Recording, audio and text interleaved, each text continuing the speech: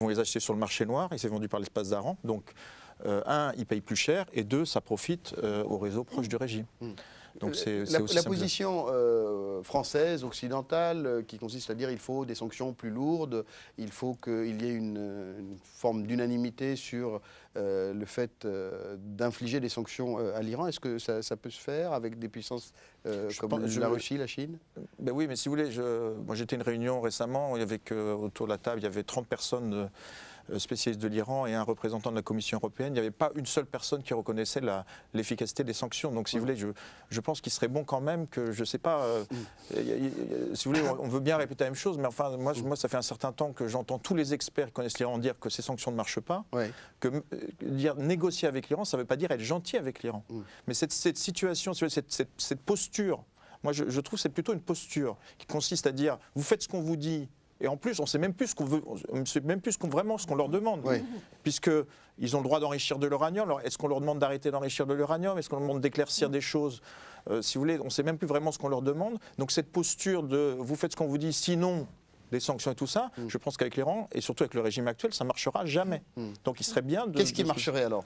Moi, je pense qu'il faut, je pense que ça a été déjà dit, des négociations, mais pas des négociations. Mais ça a été entamé à un moment donné. Avec mais ça n'a jamais été. l'Union Écoutez, européenne. je veux dire, on a quand même eu un grand show de marketing de la part des États-Unis. On dit qu'on tendu la main, que Barack Obama il a souhaité la nouvelle année en persan, etc. Et c'est vrai que les événements de 2009, qui ont été importants en Iran, l'ont conduit à complètement revenir en arrière et à pas vraiment négocier avec l'Iran, parce que je pense que derrière la question du nucléaire, c'est pas que le nucléaire qui est en jeu. Bien sûr. Je veux dire, il faudrait que l'Union européenne y pense. C'est la question des relations de l'Iran et les États-Unis et Israël. Donc c'est derrière ça qui est en jeu. Donc c'est vrai, il faudrait aussi que l'Union européenne réfléchisse à ses propres intérêts dans cette affaire. Azadekian. Moi, je pense pour ma part que la seule solution est d'aller vers un Moyen-Orient sans armes atomiques. C'est-à-dire non seulement demander à l'Iran de ne pas poursuivre son programme, mais demander à Israël, qui a la bombe, de se démilitariser, demander également, si on comprend aussi le Pakistan et l'Inde dans la région, de faire ces genres de concessions. On ne peut pas demander à un pays, un seul, l'Iran, on peut demander, mais on voit que ça n'a pas été efficace, de ne pas poursuivre son programme. Tous ceux qui ont signé le traité de non-prolifération sont censés ne pas aller absolument. dans le sens d'un programme nucléaire militaire. Tout à fait, mais en même temps, on sait que dans cette région, il y a au moins 3 pays qui ont déjà la bombe. Et pour ma part, je pense que les Iraniens n'accepteraient jamais de ne plus poursuivre leur programme nucléaire, alors même qu'on ne fait absolument aucune pression sur, par exemple, Israël pour se démilitariser. Donc, est-ce que, par exemple, l'organisation d'une conférence internationale allant dans ce sens-là ne peut pas être plus efficace que des sanctions qui visent, on le sait, la population iranienne? L'efficacité des conférences internationales est toute relative également. Conférences internationales avec quand même un but, à savoir la démilitarisation de l'ensemble de la région, pas seulement un pays. Alors, ça c'est peut-être le scénario optimiste. Il y en a un autre, François Nicolo, qui est celui que si l'Iran, à terme, et qu'il y a une espèce de consensus, en tout cas une neutralisation de la capacité d'intervention d'autres États, que les autres puissances environnantes, les pays du Golfe et d'autres pays, décident eux aussi de lancer un programme militaire pour obtenir la bombe nucléaire. On se retrouverait dans une région où la concurrence vers le nucléaire militaire existerait. En effet, c'est un vrai risque, mais c'est un vrai risque qui ne se pose pas encore. Mais il est vrai que si l'Iran avait la bombe, si l'Iran effectivement avait la bombe, il y aura la tentation dans un nombre de pays de se lancer également dans la course à la bombe. On pense assez aisément à l'Égypte, on pense à l'Arabie Saoudite, qui y a déjà songé. Et puis alors on pense à la Turquie. La Turquie, si elle n'est pas à cette époque-là entrée dans l'Union européenne, aura du mal à supporter qu'un pays aussi puissant que l'Iran à ses portes et la bombe, et elle ne l'est pas. Donc on va se retrouver avec un Moyen-Orient avec 5 ou 6 puissances nucléaires. Alors c'est déjà l'Europe, la zone atlantique était compliqué à gérer quand il y avait 2 grandes puissances nucléaires, puis 2 ou 3 petites, là. Mais là, avec un Moyen-Orient déjà assez... c'est dangereux, disons. Oui. Et en plus, on imagine là-dessus 5 ou 6 puissances nucléaires. Là, vraiment, on ne sait pas où on va. Là. Thierry Coville. Oui, je voulais perdre 3 points. C'est quand même assez incroyable que dans la situation actuelle, un pays qui n'ait pas signé le traité de non-prolifération, donc un programme, on pense qu'ils ont entre 100 et 300 ogives nucléaires, donc Israël. Alors, on dit, ceux qui défendent ce programme disent, oui, ils n'ont pas signé le TNP, donc ils ont le droit ça ne tient pas la route. Non, mais on l'entend, cette réflexion. Ils n'ont pas signé le TNP, donc ils ont le droit d'avoir un programme nucléaire militaire. Juridiquement, ça peut se tenir. Non. Je veux dire, je pense qu'il y a un déséquilibre stratégique. Je veux dire, regardez ce qu'on a dit sur les États-Unis quand ils n'ont pas signé Kyoto. Je veux dire, on ne peut pas dire qu'on les ait loupés.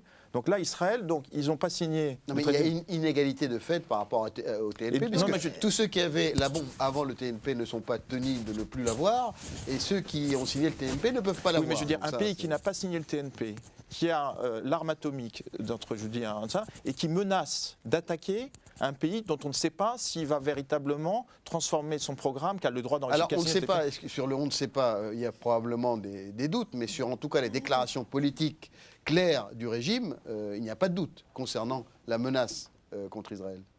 Ah ben je pense que, si vous voulez, moi j'écrivais récemment, quand on veut faire peur au sujet de l'Iran, il suffit de faire un éditorial. Oui. Vous remarquerez, c'est assez marrant sur le plan c'est pas l'éditorial qui non mais je veux dire, on met bombe, généralement on met Ouais. bombe, et en dessous, la ligne d'après, on met Ahmadinejad. Ouais. Premièrement, on ne sait pas si l'Iran va véritablement faire la bombe atomique, parce que il faudrait rappeler quand même aux gens qu'il faudra qu'ils utilisent l'uranium enrichi pour le faire. L'uranium enrichi, pour l'instant, est contrôlé par l'Agence internationale de l'énergie atomique. Oui. Qui dit elle-même qu'on a des doutes sur le programme nucléaire. Attention, si on veut rentrer dans le détail, on peut rentrer dans le détail. Il y a quand même un ordinateur. Moi, je veux bien que les Iraniens soient bêtes. Mais enfin, qu'ils soient bêtes au point d'avoir laissé un ordinateur traîner dans le coin avec 1000 pages qui expliquent tout en détail la militarisation de leur programme. Ouais. Moi, j'ai entendu... Alors, ça serait une vaste manipulation. J'ai entendu la version iranienne. Si vous voulez, j'aimerais bien qu'on m'explique, si vous voulez, moi, bêtement, tout citoyen normal, comment ça se fait que les Iraniens aient laissé traîner un ordinateur avec toutes les preuves de la militarisation de leur programme, qui est quand même inclus et qui est la base de ce rapport qui a été soi-disant vérifié. Mais je veux dire, donc il serait comment bien on a trouvé ce rapport Comment on a trouvé ces pages, cet ordinateur avec ces...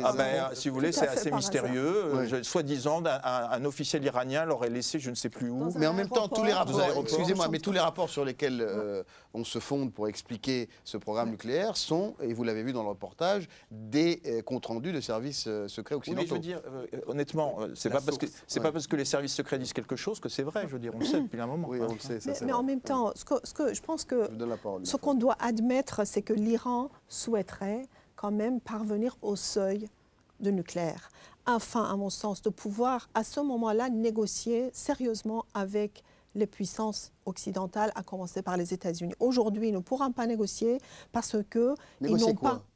justement, l'ensemble des dossiers qui fâchent, notamment des dossiers de contentieux, je veux dire, entre l'Iran et les États-Unis. Les Iraniens aujourd'hui, le régime iranien aujourd'hui... On ne peut pas le résoudre sans passer par le nucléaire, ça. Non, parce que, parce que le régime islamique ne pourra pas négocier sérieusement avec les États-Unis afin de dissiper les sujets qui fâchent, dans une position de faiblesse. Et le seul moment où ils se sentiraient dans une position de force, c'est quand ils seraient arrivés au seuil de nucléaire. À mon sens, c'est ça qui est en train de se passer.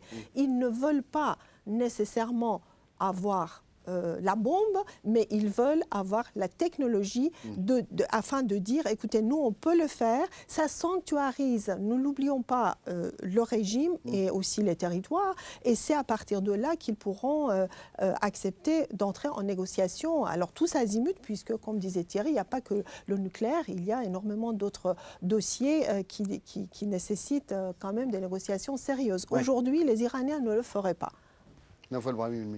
Et la dernière fois où l'Iran a négocié en puissance de force vis-à-vis des Américains, il y avait des otages à l'ambassade américaine à Téhéran.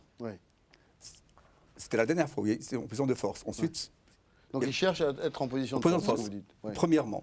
Deuxièmement, il y a le cas d'Israël. Israël aujourd'hui, le nombre d'ogives, il y a les gens les plus prudents disent 75 têtes ou 200, peu importe, mais toujours est-il. Bon. Israël est dans une logique de déni de grossesse. Et c'est une image dont je vous laisse la responsabilité. Déni de grossesse, on n'a pas de bombe.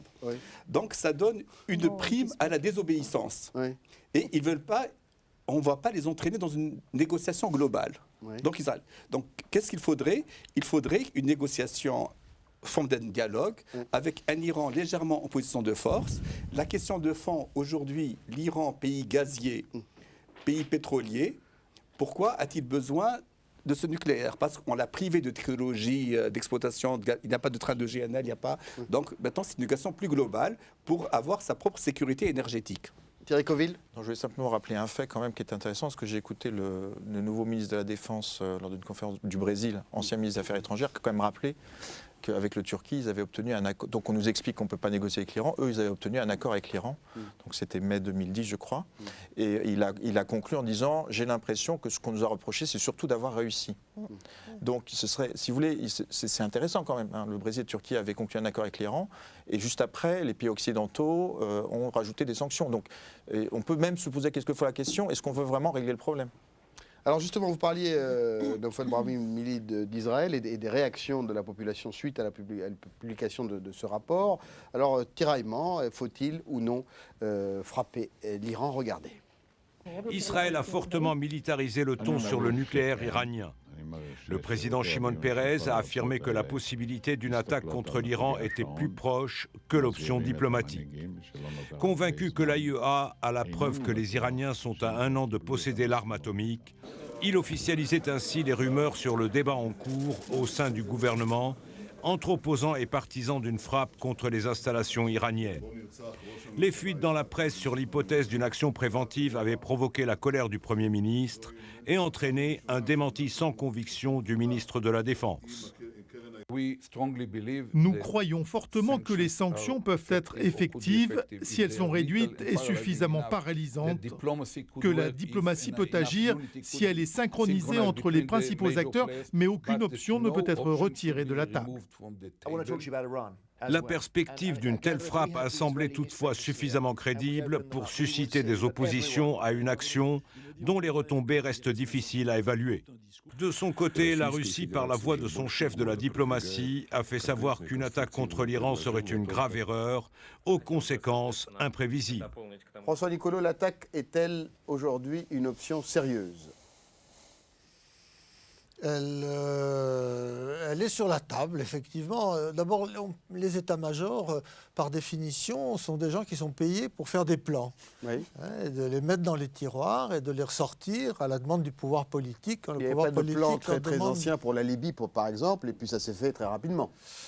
Il y avait certaines choses. Il y avait certaines choses. Mais oui. Aller plus loin. C'était prévu à l'avance, cette histoire d'attaque de... Non, mais il y avait quand même des éléments dans les tiroirs. Les militaires sont des gens très prudents qui avancent pas à pas, souvent beaucoup plus prudents que les civils. Et donc, ils accumulent de l'information et ils sont capables de sortir effectivement les bons dossiers. Donc, ceci pour dire, pour aller vite, qu'effectivement, je suis absolument persuadé qu'aux États-Unis, en Israël et même en Grande-Bretagne, peut-être même en France, il y a un dossier... En Grande-Bretagne, ils ont fait il y a un dossier... Le Guardian a révélé qu'il y avait des exercices militaires particulièrement destinés à une attaque conjointe avec les États-Unis. Donc il y a des dossiers dans les tiroirs des états-majors, mais ça on ne peut pas le reprocher, c'est leur travail. Leur travail.